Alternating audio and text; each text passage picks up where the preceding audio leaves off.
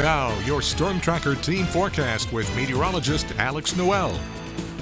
Good evening, everyone. Let's take a look at our live Viper radar. Again, there is not much to track across the capital region. All of the rainfall that we did encounter today were mainly for our southern parishes earlier in the afternoon, feeding off of that daytime heating and energy. And I want you to notice something, that our temperatures weren't that abundant for that rainfall and energy to be utilized. So we're going to see a decrease of it likely for tomorrow. What is to note, it's quite breezy outdoors. These are not your gusts. These are your current sustained wind speeds. And in actuality, about 30 minutes ago, they were in the 10 to 15 mile per hour range. They will calm down as the evening and night progresses.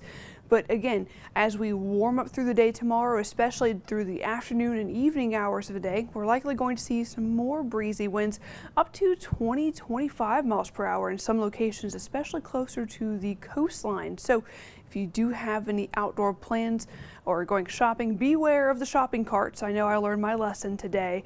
Just keep that in mind. We will see a decrease of that wind throughout the early days of next week, picking back up potentially by Thursday and Friday as we encounter our next frontal boundary. Now that said, we did benefit from some of the cloud cover and rain cooled air back into the mid to lower 80s today, and dew point temperatures are very saturated and soggy in those mid to upper 60s.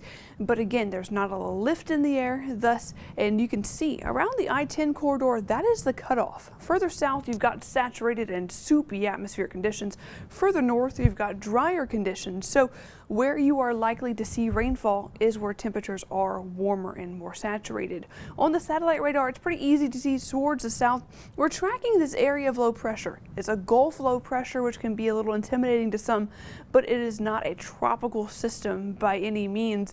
And really, it's the difference between this area that we're tracking towards the south-southeast and high pressure off towards the north-northwest that we're having breezy conditions in the first place. I'm using breezy lightly, by the way. We're not going to get a 40 mile per hour wind gust, but the difference between those two is called pressure gradient force winds, and when they get kind of contracted, your winds will increase, and that's why we have, again, the breezy conditions. Towards tomorrow afternoon, evening, we'll likely encounter a few more spotty showers and thunderstorms towards the I-10 corridor and south, but really, as this Gulf low moves inland on Sunday, that is our best chance of rainfall, and also why we have, again, the small craft advisory for the entire coastline throughout the weekend. So again, be cautious or don't go boating at all for right now.